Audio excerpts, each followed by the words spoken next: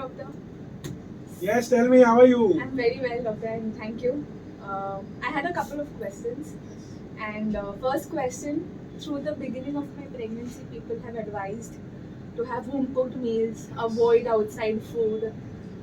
But what would your advice be to people like me who are working, traveling to office, long working hours?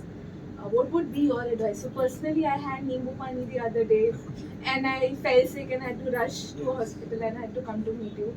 So one advice for people like me.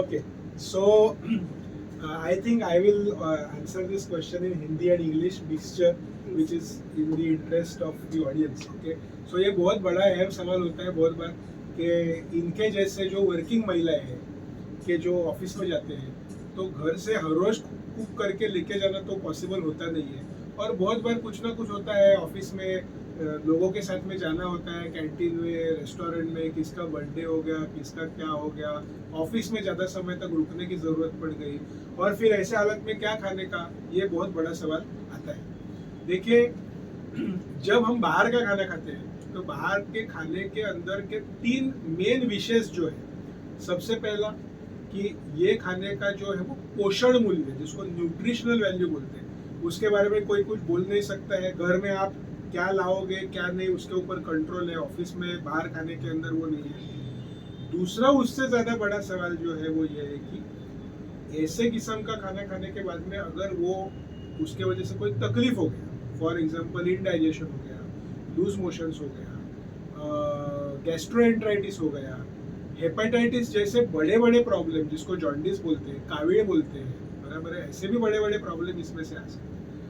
तो मैं ऐसा कहूँगा कि if you choose intelligently what you are eating and what you are not eating तो it can solve a lot of problem. जैसे कि अगर आपने कोई उबला हुआ कुक्ड गरम किस्म का खाना लिया है तो उसके अंदर कम से कम इन्फेक्शन नहीं होगा। पोषण द्रव्य कितना मिलेगा हम बोल नहीं सकते लेकिन इन्फेक्शन नहीं होगा।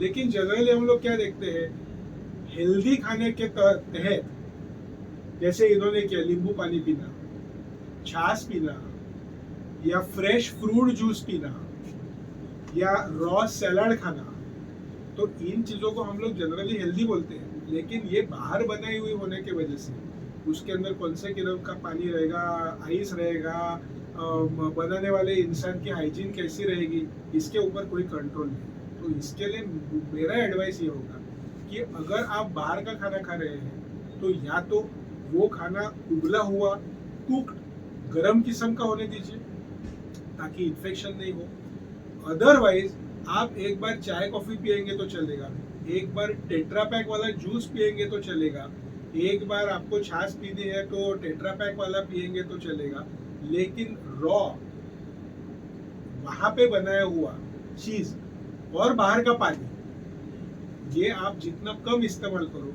उतना अच्छा रहेगा।